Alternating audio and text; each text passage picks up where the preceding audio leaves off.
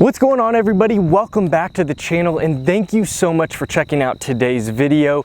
And thank you to all of my supporters out there that have been leaving such supportive comments on my last couple of videos since taking delivery of my Corvette C8. And many of you have asked tons and tons of questions, and my hopes is I have some big videos coming out, a new exhaust on my Corvette C8, possibly some new wheels, tons and tons of great content coming. But in between there, my hope is to answer all of you all's questions that are more specific on the Corvette C8. See, there's a lot of content out there, but there's also a ton of questions that have not been answered. So if you have any, drop them below in this video, and I'm going to try to answer them over time. And one of those big questions that needs to be answered is, what all do you get on the Corvette C8 in different trim levels? If you've been following my channel, you know that I have a 3LT package. So I have pretty much every option that you can get in terms of trim level. And so what I wanted to do in today's video is go through each trim level. What do you get on the 1LT, the 2LT, and the 3LT packages? And we can actually show you, some of them are going to be self-explanatory, but show you what you get for your money and what it costs. And at the end of the video, I want to explain to you whether my thoughts on purchasing the 3LT package, the most expensive package, really was worth it. So let's jump on in. So obviously, let's start with the 1LT package, or the base trim, what you get for $60,000. And I actually have a sheet here with a breakdown of all of the different options that you get. The first one is an 8-way power GT1 seats. Now let's talk about seats here for a second, and I will do maybe a bigger in-depth video just on seats if anybody has any specific questions. But I got to sit in a 2LT for the first time. They did have on display when we first saw the Corvette C8 at our local dealership, the GT1, the GT2, and the competition seats. Now you could only sit in the GT2 seats, and as soon as I sat in them, I liked the look of them, and I kind of knew that is the direction I wanted to go. But I will tell you right now, there's nothing wrong with the GT1 seats. They look nice, they are very comfortable. Actually, for larger people, you know, bigger, heftier people, I've read that the GT1 seats give you a little bit more room. See, the GT2 are a little snug. I'm only 5'9", about 175 pounds. I do have a little bit broader of shoulders, but I'm tight in the GT2 seats. Now, I've seen some larger individuals that say they can fit in the GT2, but they are heavily bolstered on your sides. And so I will say that, again, if you're bigger, a GT1 seat may not be bad. For competition seats, and that's a whole upgrade over what you can get at any trim level, you're gonna have to pay extra for that. It's really gonna need to be for a track-centered car. If you're not gonna track the car much, I don't see much really benefit in going into the competition seat. I didn't care for the material. It's not a leather, but if you are going to track this car, I can see where the adjustments, everything, the options, it's designed for tracking the car. But I love the GT2 seats. I like the fact that you can get the carbon fiber, and we'll talk a little bit more in depth on that. But you get stock with the car, the basic GT1 seats that are not bad at all. They're leather. You do get kind of a plastic where the seatbelt comes down, and in the GT2 seats, you get a little bit of a nicer accessory there, but we will talk a little more in depth with that. You get keyless access with push button start. So every model is gonna get that. You're gonna get your keyless little remote, so you never have to plug into the ignition. It's just always gonna sit in your pocket, or you can sit it kind of in that console area, and you can push the car to start. So everybody gets that. That is along the lines of every trim level. From there, you get driver mode, selector, and valet mode. So the drive modes, obviously, as you know, tour, sport, track, every model gets that. Now, it does differentiate on what you can do in some cars. With magnetic ride, you get some different things if you get Z51, but those different modes that you can change, where you have your digital panel, that's all going to change for you. So every trim level gets that, and it looks really neat. I've had tons of comments on it. It just looks very new age, it looks up to date, and it's quite responsive. And the amount of customization that you can do with your information, it's incredible. I've already spent an hour messing with it, and I still am learning little things that you can choose for different tiles, and that is going to be a different video on how to customize everything. But every trim level, we're at 1LT, gets that. The next is dual zone electronic climate control. Everybody's going to get that, easy enough. That's your row, your stack of buttons. Again, it's kind of an area where a lot of people are not sure whether they like that or not. I've been pretty impressed. I've had, again, a couple of people that have never seen the car before. They saw it and they thought it looked very neat. It does push the passenger off away from the driver. It's very driver-centered, but it gives you everything laid out. It's pretty hard to get lost. Now, everything's still also in the infotainment screen, but to have everything laid out, very, very nice, and it's just all analog buttons. Locking glove box, very nice to have for everybody. You're never gonna, that should just become standard, and so it is on this Corvette.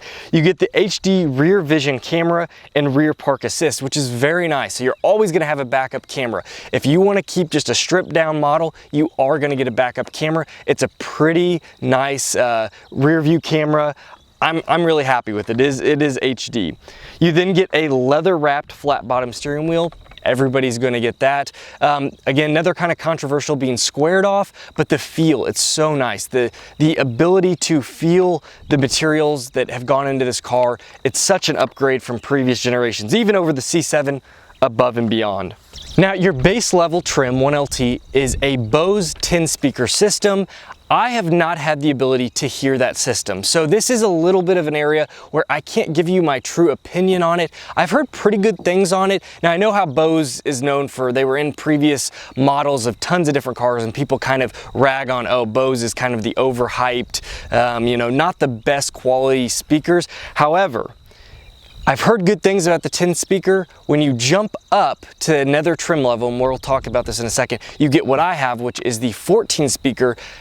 It is incredible. I don't care whether you're an audiophile or not, you will really like the system that comes in this. Bose has said they designed both of the systems just for this car, and they really tried to step it up. Chevrolet wanted a nice sounding speaker system, because if you went back to like the C6, I think even the C7, they just, nothing to write home about, but they've really stepped their game up on these systems, but I don't know exactly how the 10 speaker system sounds. Next one, it says Sirius XM satellite radio. If you like that, that's great. You get 3 months. Everybody knows that. That's just part of it. And then they will call you for the rest of your life, never ending. But if you enjoy that, that's great. 3 months. I think you can even extend it more for like $2, another 3 months. And then you got to pay their, it's like $14.99, or maybe now it's $21.99, depending on what package you get. So that's Sirius XM. The next thing you get is your 8-inch diagonal touch screen. That's your infotainment off to the right. So you have two pretty large screens where you have your performance on the left, and then on the right, again, that's your infotainment system. It's quite responsive. I've not had any issues with it. Again, I'm still getting to know this car, and I'm gonna be giving you all a much more thorough, in-depth review down the road on the different aspects of it, but so far, it's a step up. They've made it quicker, more intuitive. It's just an easy layout for the infotainment touchscreen, and it's clear. It's a nice HD screen. And on top of that, you get Chevrolet's new 3 system. It's their upgraded system, and I think, again, that just includes it being a little bit snappier. Everything's a little more intuitive. The next is, as I mentioned, you get a 12-inch, kind of where your tach and speedometer are, where everything changes depending on what mode you're in. You're gonna see some overlays of what that is, but most of you are already well aware of what that is, but that is a 12-inch. It looks so good. The graphic when you come into the car of the kind of the inside of the Corvette going out, where you can kind of see the internals, Chevrolet did. That extra touch looks so neat. Every time it kind of just puts a smile before you even hit that push button start. So very, very cool by Chevrolet to do that. With 1LT, you get Bluetooth, so no worrying about Bluetooth phone connectivity. You get that, and phone projection. That's, I think, just your Apple or Android, you know, CarPlay, whatever. Power windows, express up and down. Again, that's where you can click all the way up and they'll automatically go up, or you can do like the half where up and down. Visors with illuminated vanity mirrors. That's just your illuminated mirror, or you know, pull down. Nothing great there. Power tilt and telescoping steering wheel. So that's where you do have full action. I like that. Some people like the old manual. They don't like having the electric. I like it. I think it's nice. You can get it dialed in exactly. You never have to like go to the next click up. You get a full, you know, free choice to pull where you want to put your steering wheel, and then you can also add that into where your memory setting is. And then finally, you get cabin air filtration. Every car is going to have that. I don't even know why they add that to the list, but it's there.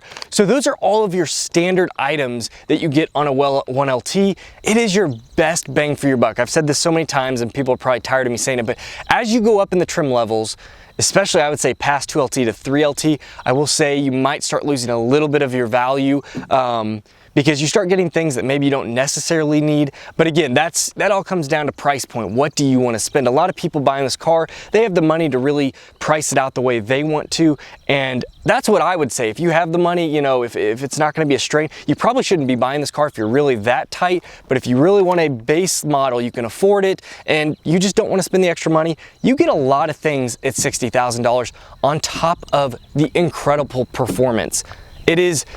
This car is stunning. How quick, how fast, how agile, and the transmission is amazing. You know, again, for another video. So from there, let's move on to the next trim level, which is the 2LT. And of course, this comes with a premium. I'm gonna throw a little graphic on there so you can kind of see what I'm gonna talk about and what the price is that you have to add to your 1LT to get these next series of options. And this is where I would say 2LT for most people are going to be your sweet spot, and you will see that most Corvettes ordered are 2LT. They want a lot of these options that come on here, but they don't need the 3LT for what it has. It's just a little bit too much of a bump in price. So 2LT, the heads-up display. This is one of the coolest things that they have in cars now, the heads-up display. However, I have seen so many comments of people saying they don't really use it, which shocks me. I love the heads-up display. I still find myself looking down at your kind of, you know, where your TAC, where your digital display is, but I still love the fact that I can, if I'm really kind of aggressively driving, I can look straight forward, have that information, know where red line is, and the different modes. It's not like in the C6 when you have kind of one basic mode on the heads-up display. You have multiple, you have different readouts, and again, I'll show you kind of a short little clip video over this overlay of what those look like. And they are nice and they are crisp. You can change the lighting.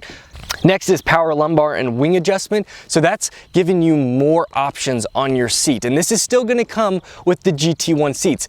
At this point though, you can upgrade to the GT2 seats. You can get a little bit of the nicer seats, but GT1 seats give you a little bit more bolstering at the 2LT level. So you get a little more options there. Wireless phone charging.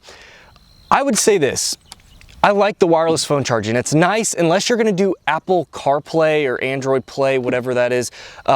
Your phone's plugged in, that's gonna charge. If you're gonna do that, you probably aren't gonna use the wireless phone charging. Maybe your passenger would. You're using the plugged in model and then they're just throwing it. It's behind you and it is kind of awkward if you're the driver. I have found that where I set it down there, and if you're driving, you really shouldn't be on your phone anyways. But the fact of the matter is if you wanna grab your phone really quick and you're driving, you kinda gotta turn around and grab it in, you know, this kind of behind you area where it won't go anywhere. It slides into place and it charges wireless, just as they say. But I would say that's going to be hit or miss for some people, especially depending on your situation. The next one, again, I think is a big hit or miss for some people. Heated and ventilated seats. Some people love it. Some people think it's kind of just an option that they can do without. At this trim level, you're gonna get it. It's not just heated now, it is ventilated, and it automatically programs itself when you get into the car. You can obviously adjust it, but I found when I get in the car and it's hot, it will automatically pump on those ventilated seats, and you feel it. It's not like they don't work. A lot of the ventilated seats I think used to be kind of gimmicky. Heated's always worked in my opinion, but some of the ventilated seats I felt when the first kind of generations of those came out, I didn't think they were too great. Now, I mean, you can feel it all the way from your butt all the way up through your back. So it definitely gives you tons and tons of ventilation. You then do get the heated steering wheel. Another thing that some people, if you're in a warm climate, you're never gonna use it. Here in the Midwest, when it gets cold, now I gotta be careful when I drive this, especially with these wheels. I am gonna get some all-season tires, so that will help me. But on a very cold day, this is gonna be a hard car to drive. But if it is cooler out and it's just right at that point, I can flip on my heated steering wheel. So that is a nice option. The next is what I told you about, is the Bose Performance Series 14 speaker system. As I mentioned earlier, I am blown away by this system. It is that good, and you don't have to take my word for it. Maybe you can go hear one in person, but I would love to hear a lot of your comments. Anybody that, I'm not a true audiophile. I don't have the same ability to, listen to music at certain levels and know, like, is that, missing something? Is it, is it too high, are they not hitting the deep lows? I'm not in tune with that, but just from hearing, I know what a mediocre sound system sounds like. Even one that's touted as nice, or a nice old school Bose that they say is nice. This system sounds fantastic. I haven't heard it miss. I'm streaming over Bluetooth. I've been impressed with it. It is that good, and it's more than loud enough. You are gonna have to be like the type of person blowing your eardrums out to think that this system is not loud enough. For me, you are going to drown out everything around. You will not hear the car at like half volume. I've never really pushed it past even half volume because it is so loud. It is a very, very impressive system they have, and that comes at the 2LT price range. You then get navigation with traffic. Now, I would say that if you're going to do, again, Apple CarPlay, you may never mess with the navigation that comes with it. It's actually pretty impressive though. It's a pretty good navigation. I've messed with it a little bit. Again, a nice little piece to have at this trim level. The next one is my big one. This for me is what makes this trim level probably the biggest worth it. Maybe some people don't think it's all that great, but the PDR, or Performance Data Recorder, absolutely love it. My last video was all over it. I still use it. It literally takes care of, you don't need a front dash cam because you can keep it recording. It will continuously record. And it just gives you everything you need to know. If you want to go back and see something maybe that happened, it's like, hey, what happened up there? Or you go to the track, this will record everything for you and overlay all of your information. Your gas pedal response, your brake pedal response, you can do 0 to 60, 0 to 100, 0 to 100 to 0. It has so much information that it gives you. I think that's a must for a lot of people that want, if you're buying this car, I would hope it is for the performance side of it, because this car is so capable. If this car is just like a, drive on a Sunday, and I know there's people that are gonna buy it for that, you're never gonna truly see what this car is capable of. I hope this is gonna be my first car I take to the track, and I will absolutely be having PDR, overlay for a ton of my first videos going to the track. Next, moving up to the 2LT with Sirius XM radio, you get a 1-year subscription. If you love it, that's great. That's what you're gonna get, is a 1-year subscription. Instead of the 3 months, they give you a full 1 year, which is pretty nice, especially for those of you that are gonna pay for it anyways. Now you don't have to pay for a year's. And again, it's not cheap per month. So, that's a decent value because usually you only get 3 months for free. Next is your universal home remote sun visor. That's just your home link. That's your ability to open your garage from your visor. In my opinion, that should be on 1LT. I have no idea why this got bumped to 2LT. That should be standard. Come on, it's 2020. That should be a 1LT option in my opinion, but if you need that option, you're gonna have to bump up to 2LT. I doubt that's gonna be a make or break for some people. If they want a stripped down version, they're just gonna put their remote right up on their visor. It is what it is. The next option I love, power folding mirrors.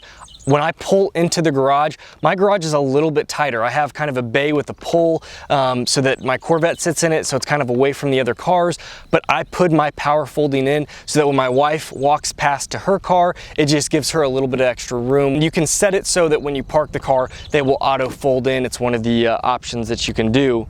Moving on from there, we have the rear camera mirror.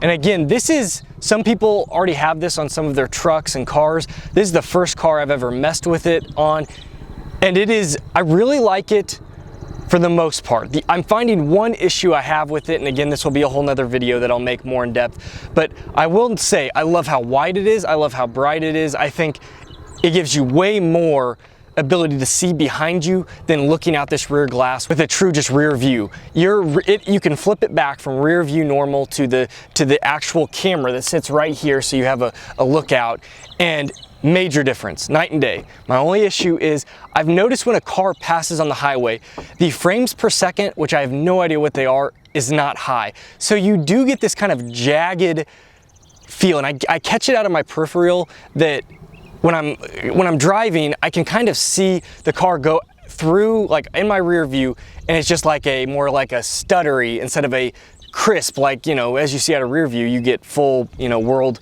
frames per second, whatever our natural eye sees. You can tell that this is a little bit laggy. It's almost like a gaming computer that has a little bit of lagginess to it.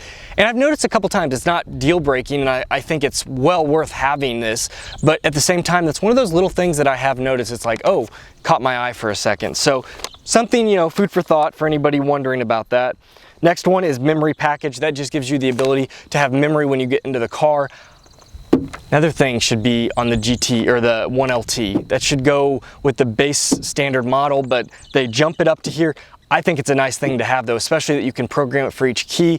The next three on the 2LT package to me are huge ones. Some people may feel like they don't need it, but I would say for most people, these are big ones. And that is your curb view camera. That is a camera that looks directly down. So you can actually see as you pull up to a curb. There is no reason you should hit a curb with this camera system. It looks directly down. You see where your front of your splitter is.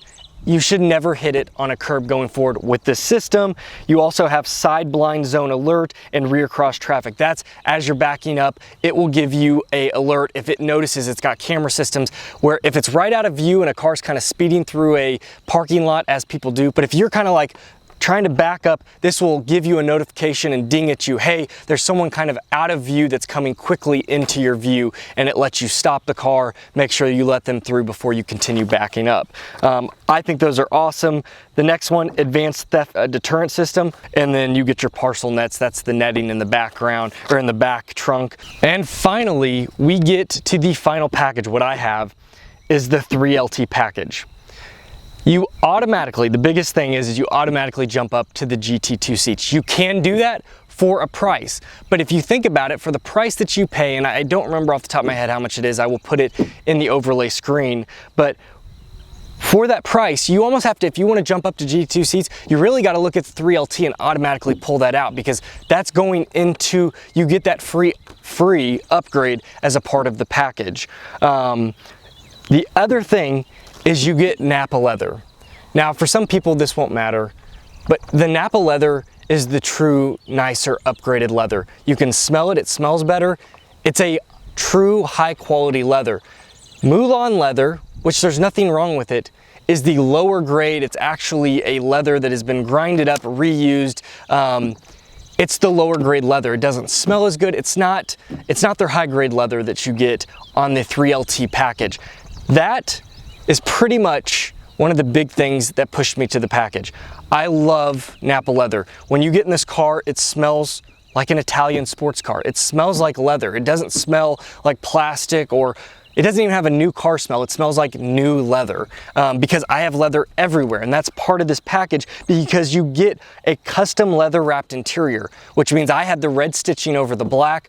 Huge must if you got a red car, or like I had thought about orange. What pushed me to red, and I'm really glad I got red, was they don't have orange stitching, but they have red stitching. I think they have Accelerate yellow stitching, and maybe I think the white or the grayish white. I think those are your three options. And that, you know, differentiate in color for the stitching is huge. It looks so nice. You also get suede wrapped upper interior trim. So I have Alcantara up here, and then you can get inserts that come with it. I chose to stick with leather so that I think Alcantara, while it looks very cool and it's very exotic, it wears quite heavily. Steering wheels, inserts, side doors, all of that. The only thing I have is my top, my Targa top that comes off. It looks really nice. I love the red stitching that comes on with the 3LT on that. But everything's just upgraded. You get suede wrapped upper interior trim and leather wrapped lower doors. That's the other thing. I have leather all across my door. There's none of that kind of that plastic, whatever, you kind of get that hard composite down below. Everything in my car is pretty much leather where it can be. And I am incredibly impressed. Now, you pay a huge premium. It's $11,000 and change, probably pushing $12,000 over a base 1LT Corvette C8. And so that is a big ask. but you do get a very nice car. When people sit in this car, they're blown away. This makes the Corvette seem as exotic, as high-end as you can get because of those little things that add up. All of the leather, all of the cross stitching, the Alcantara on the headliner that has the cross red stitching. It just is a nice place to be, and I love that smell, and you can tell it's gonna hold up really well. So that brings me to my final point. I know this is kind of a long-winded video, but the fact of the matter is it worth it? And I really do think it's gonna depend on whether you wanna spend the money or not. But in my opinion, I was not sure if I was gonna be happy that I spent this much money. Again, $86,000. I had $26,000 in options, the Z51 being, you know, a $5,000 option. I've got some carbon. My interior, I'm a very big person on the interior. My C6 was a huge letdown. I bought it just for performance. My Audi R8 was a huge step up. Technology-wise, it's way behind, but everything was leather in that car, and that kind of made me realize how nice of a place it is to be when everything's leather. That's what chose me, or pushed me, I should say, to choose the 3LT package, and so I did. And I am absolutely no issue with, I'm so happy I went this route. I think it pushes the car to that next level of refinement, and it just gives you the full package. I have all of the performance I could really ask for. I'm still in the break-in period, and I'm already blown away by what this car can do. I cannot wait to push it to its limits, especially at the track. But the interior now is as nice as I could ever need. I don't know what else I would need on the interior. I have the most updated infotainment system. I've got mode select where I can change everything about the car: steering, suspension, brake feel, steering feel, everything. Exhaust note, it's all there. And you get that with this car. And then I have it fully leather wrapped with Napa leather in the interior. So again, if you're on the fence and it is a money issue, sure, it's an expensive thing. Maybe you're gonna have to think about not going it. But honestly, if you're just like not sure if it's worth it or not, in my opinion, it is absolutely worth it. I have been blown away by what Chevrolet has done with this car at this price point. $86,000 is a lot of money for this car, but you get a lot of car. I'm not embarrassed pulling up next to a Lamborghini. Sure, it's a Lamborghini with a V10. It's an Italian sports car, but this car is a fraction of what that car costs. And yet, 0 to 60, it's pretty much going to keep up. Sure, that car will pull away once you kind of hit towards the quarter mile. But with a few mods, these cars, especially when the tune, that's going to be a big deal. But the interior it blows you away. It's so nice. Everything you touch is nice. And I even added the carbon fiber package, which makes it an even nicer place to be on the interior. That's a kind of a hit or miss for some people, whether you like carbon or not. But again, the car just blows me away, and I'm just thoroughly impressed. So I will wrap it up there. I know this was a long-winded video, but I hope it was super informative. I wanted to give you all a comprehensive look at what this car offered at different trim levels. So again, I hope you enjoyed the video. If you did, please hit that thumbs up button. I truly appreciate your support. If you're new to the channel, think about subscribing. Tons and tons of video content coming up over this car. I'm gonna do like what my thoughts are at different mileage intervals, and just how the car is staying, because again, I've received one of the first Corvettes out there. So a lot of people, I know a lot of you are patiently waiting for your car. So I want to keep you up to date on my thoughts on the car so you can make an informed decision when you are ordering it. But yes, I hope you enjoyed the video. You all take care, and I will see you next video.